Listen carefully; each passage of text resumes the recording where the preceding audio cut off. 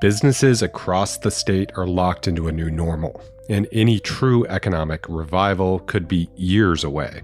I'm Andrew Thien, and this is Beat Check with the Oregonian. Up next, reporter Mike Rogoway talks about the latest unemployment figures and the overall state economic forecast, and explains why things aren't as bad as experts feared they would be. We talked about how the economic recession is playing out differently in eastern and southern Oregon, why downtown Portland is a ghost town, but experts aren't ready to give up on it altogether, which business sectors are still likely to see permanent closures going forward, and much more. Here's our conversation. Mike Rogoway, thanks so much for taking time to talk today. Andrew, I'm glad to be here. So we are more than half a year into this world that we live in now with the pandemic and the recession and working from home and economic calamity. How are we doing? Well, there's two ways to look at it. On the one hand, the number of people filing jobless claims has increased almost fivefold, and the unemployment rate is up to 7.7%. So that sounds terrible. But it's a lot better than where we thought we would be last spring. State economists were talking about 20% unemployment. The actual unemployment rate last spring got up to nearly 15%. And the number of new jobless claims filed has fallen to its lowest rate since February, which means that very few people are getting laid off. Now, there are a lot of people who are out of work. There's no way to minimize that, and the crisis at the employment department meant that tens or hundreds of thousands of them had to wait weeks or months to get their benefits. But where we are right now is pretty solid footing. Now, that said, there's some reason to believe that we may not get that much better going forward. The rate of improvement certainly seems to be slowing, and economists look at things they sometimes describe as the core unemployment rate or permanent unemployment rate. Those are people who don't expect to be called back to work. Those numbers are stable or rising, which suggests there's going to be some long-term unemployment, long-term damage to the economy. I'll say one other thing. Economists talk about this 90% economy. I think that's a term the Economist magazine may have coined. And the idea is that the economy is doing about 90% of what it usually does. We're working, Nike's working, Intel's factories are humming, a lot of Oregon's big employers are going along as before. But restaurants, hotels, entertainment, there's no path for those things to return, not anytime soon. And so And schools are still closed, and so there's this ceiling on how far back we can come while those things are not there. And so, in aggregate, we're doing better than we thought we would be, but we're not doing great. Yeah, we can talk about restaurants and some business closures maybe a little later. But you recently took a look and examined how this is all playing out around the state, and it's not as bad, right, in Southern Oregon or Eastern Oregon or other parts of the state as it is here in the metro area, right? This was a big surprise to me because in the Great Recession, if you were in Crook County, you just got hammered. I forget it. Unemployment there might have been 15, 17%. It was really rough. And it took a long time for that to come back. The rural parts of the state, small towns, this has been true in successive downturns. They have fewer resources to bring to bear, fewer sources of investment, less stability, industries that are concentrated and declining, fewer schools. And so when we've had recessions, they've always had it worse. The numbers show right now for the coronavirus recession show kind of the reverse. Job losses in the Portland area and the coast are around 10%, but it's half that in Eastern or Southern Oregon. And there's a couple reasons for that. Number one, they're less concentrated in the sectors that can't come back, restaurants and hotels and things like that. It's not that there isn't tourism in those places. Their economies are just less dependent on it. And the other thing is that there are some elements of the economy that are pretty stable. The state economist for Eastern Oregon told me a quarter of all jobs out there are government jobs. Now, in time, government jobs may go away too as public funding dries up. But they weren't the first things to be cut when businesses close. Government doesn't respond as quickly. They're on an annual budget cycle, so they don't cut right away. Right. It's this slingshot that might come, back and hit the public sector harder, right? It could be. It could be. Although the state revenue forecast was much better for many of the reasons that we were talking about. The feds poured a ton of money into Oregon's economy and everyone else, helping small businesses and providing bonus $600 weekly bonuses to laid off workers. All that money was taxable. Mm-hmm. And so those kept Oregon's government coffers, relatively well off, and federal spending hasn't dropped.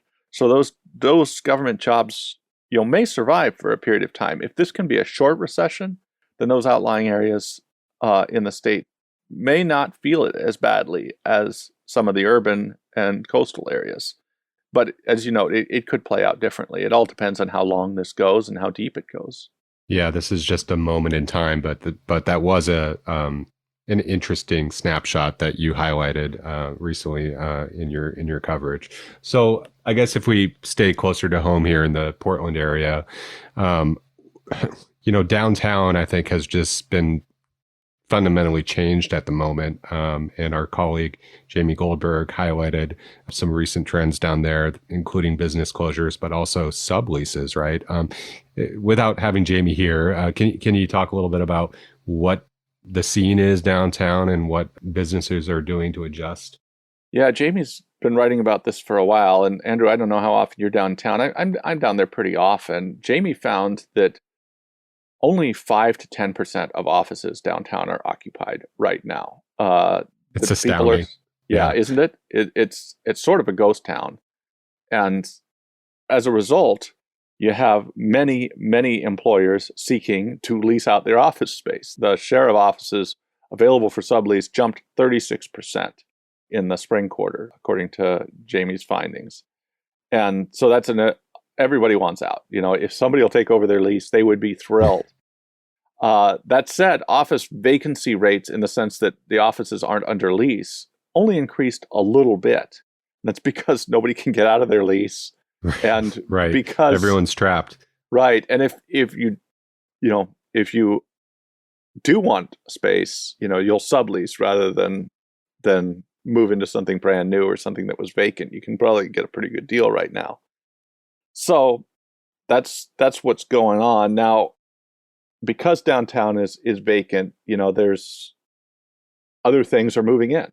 There's a lot of homelessness. There's a lot of trash. There's a lot of graffiti.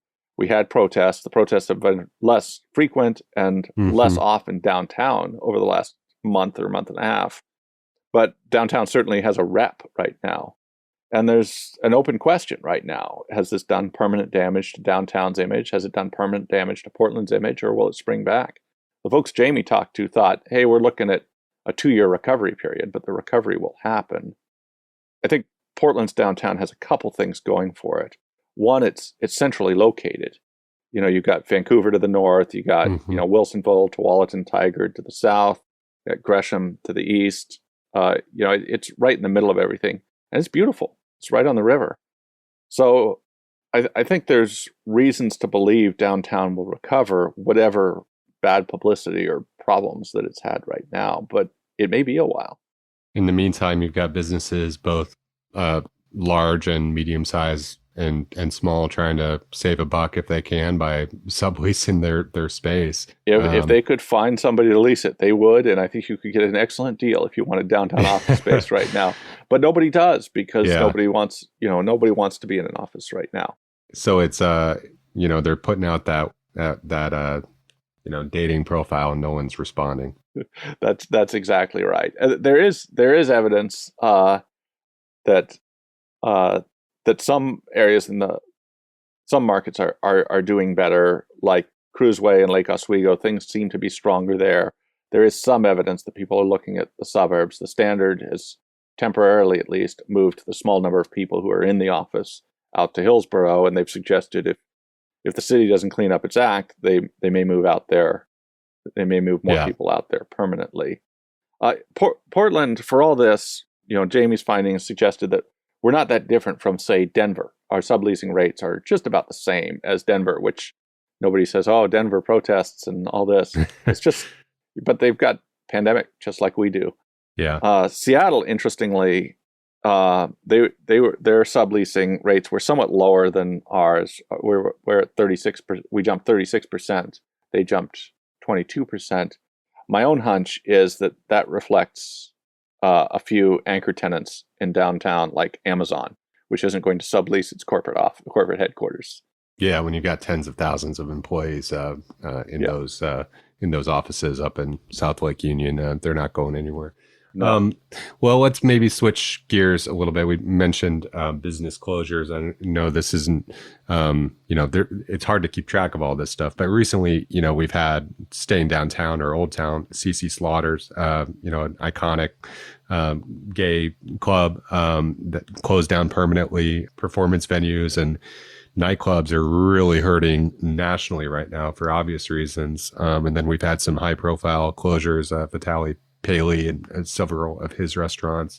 What else are you hearing about or seeing in terms of businesses that have decided, we can't do this right now?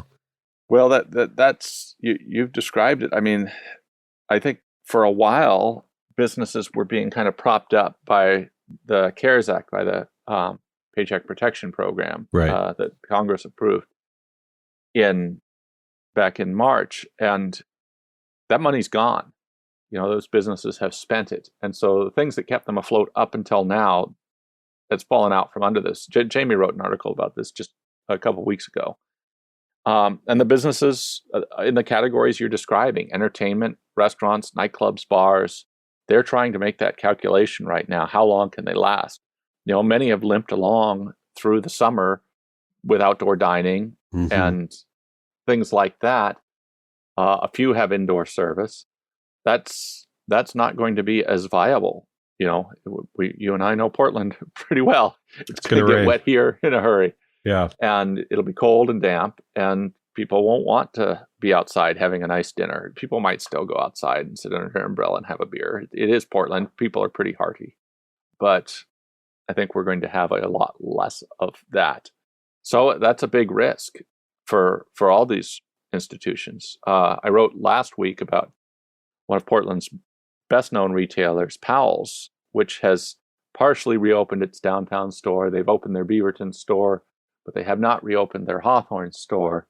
They hope to have them all open by the Christmas shopping season. But what we're accustomed to when we go to Powell's is browsing, for half hour, 3 hours, long period of time in a store with a lot of people. And that just doesn't work. They're not going to be able to allow tons of people into the store. You might be able to go in and get your book and come out, but it's not really Powell's model. They say that they're not facing an existential crisis anymore. They'll make it through this, but they'll be limping along for a period of time. There's a lot of treading water for in open seas for an interminable amount of time here. You can't see the shoreline. That's a good metaphor. That's it, and that's the metaphor that Emily Powell used in our article was they haven't found their way out of the woods yet, but they know there's a path, and I think that's true. We haven't seen, with all the restaurants and bars closing, we haven't seen large numbers of retailers closing. Now, some haven't reopened. Some say they may not, like Kasab Jewelers, which was looted on the first night of protests back in May. The Apple Store downtown has not reopened since then. But many other retailers are continuing to operate in some diminished way, and I think perhaps can limp along somewhat longer this way. But again, we talk about this 90% economy. If they can't come all the way back, eventually it'll be an issue. And I don't know. I think it's too soon to say whether people stick around through Christmas, I'll bet. But are we talking January, February? How long can they go this way? Well, let's take a break and come back and talk a bit more with Mike Rogoway.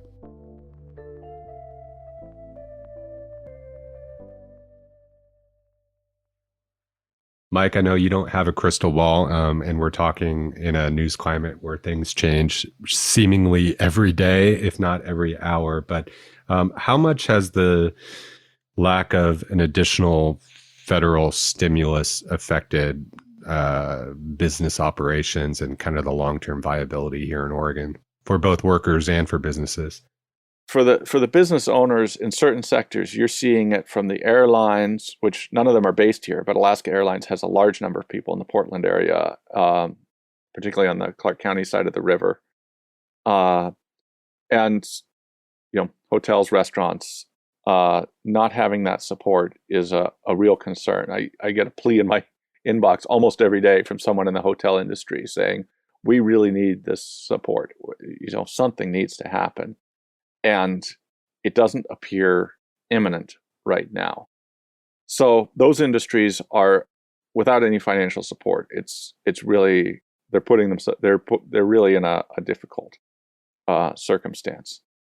I think other kinds of industries are finding a new normal. I mentioned PALS, and we talked to their new CEO, and what he said was that they're not in crisis mode anymore because they can't be. This is how it's going to be for a while. And so they're starting to make long-term adaptations. And I think we're seeing that out of businesses, that they're adapting for the long term, anticipating that they're going to have to get ready for this to be different for a long period of time. And so for PALS, for example, that means limiting the number of people in stores, beefing up their website, things like that. I know other retailers are doing the same. Who was it I just saw yesterday? Somebody who you wouldn't think of as an online retailer. I think it might have been the toy store on our block, or just up the block. They said, "Come to our website and you can order here." It's just a neighborhood toy store, but order here and we'll bring it to you when you come. And I think that lots of people are going to make that adaptation now because they have to. So let's switch gears to another, calamity we've experienced as a state recently, the wildfires.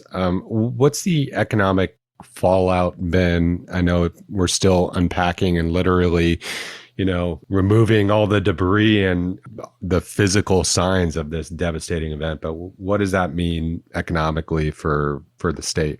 Well, you're exactly right, Andrew, that people are just beginning right now to calculate what they've lost. Josh Lehner, an economist for the Oregon Office of Economic Analysis, he's just excellent on this stuff, and he did some immediate work on it. And based on his calculations, the state lost 4,000 housing units, and that housing and the belongings inside them were worth $1 billion in aggregate. So by any measure, that's a huge sum. People will get maybe 3/4 of that back, he said, based on past insurance payments. So, there will be some construction associated with it, but it's not clear, whether it will meet what will be built will be enough to make up for what we lost in terms of housing in that. And then there's a long-term risk. We talked about earlier downtown and the image that has. Well, for 2 weeks, you couldn't go outside in any part of the state, right? Practically any part of the state. The smoke was unbearable. And it's changing Oregon's image as a place where, hey, you can go and fresh air and go outside. Lehner and other economists, they say that Portland's key economic advantage over the past decade has been this is a place people want to come. We've been attracting young, smart, educated migrants who are bringing skills the state needs. And they're, as much as coming for work, they're bringing employers along behind them.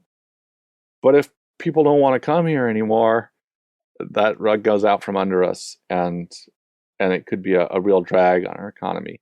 It's an open question whether that'll happen. I mean, it's not just Oregon that's having, environmental issues or economic ones. It may be that we still look relatively good to other places, or it may be things improve in aggregate over time. The last 2 out of the last 3 years, we've had horrible wildfire seasons.